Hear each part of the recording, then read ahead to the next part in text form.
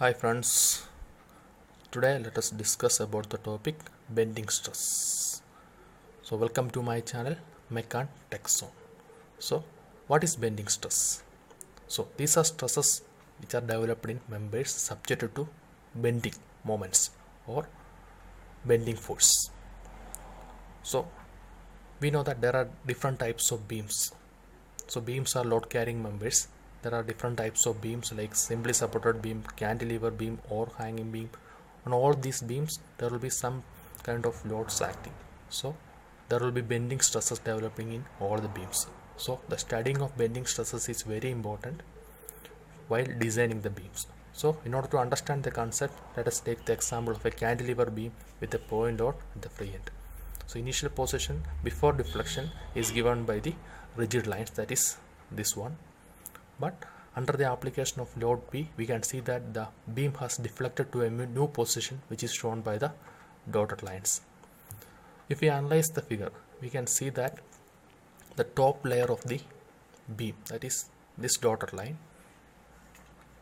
will be under tension, and the bottom layer of the beam, that is this dotted line, will be under compression. Because if we are applying a load like this in the free end, we can see that the top layer of the beam will be under tension and the bottom layer of the beam will be under compression.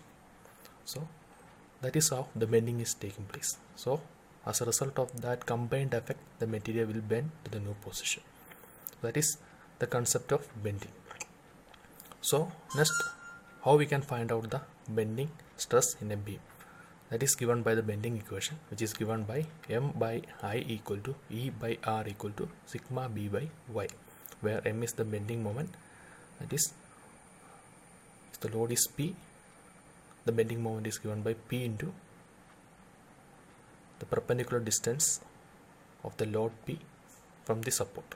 In this case, this is P into this perpendicular distance. That will be giving the bending moment. That is, we all know that bend moment is force into distance. Here the force is P and the perpendicular distance of the line of action of the force from the pivot is multiplied with the load P to get the bending moment. That is the bending moment. And second one, I is moment of inertia for the beam of cross section. That is again a geometrical property. Again we can see that the beam may be either circular in cross section or rectangular in cross section or maybe any other cross section. So it's a geometrical property, moment of inertia for the beam. Different beams having different geometrical cross section will be having different moment of inertia. Then sigma B is the bending stress that is developed inside the beam due to the moment M. Then Y, that is another important thing in this bending equation. Y is the distance of the layer subjected to bending from neutral axis. That is, in order to get that concept, let us move to this figure. You can see that if the cross section of the beam is assumed to be rectangular, this corresponds to the neutral axis. NA corresponds to the neutral axis. And consider an area above the neutral axis, a small area dA above the neutral axis, which is the distance of Y from the neutral axis. Consider a small area dA above the neutral axis, which is at a distance of Y from the neutral axis. So what is neutral axis? Neutral axis is the axis where there is no stress existing.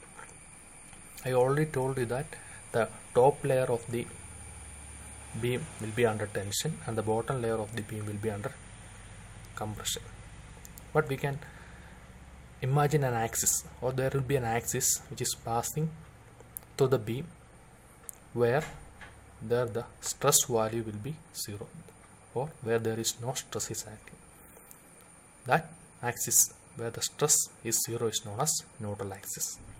So in this case, above the neutral axis the layers will be under tension and below the neutral axis the layers will be under compression. But at the neutral axis or along the neutral axis the stress value will be 0. That's what is called the neutral axis. Then what is Y? Y is the distance of neutral axis to the area where we are calculating the stress.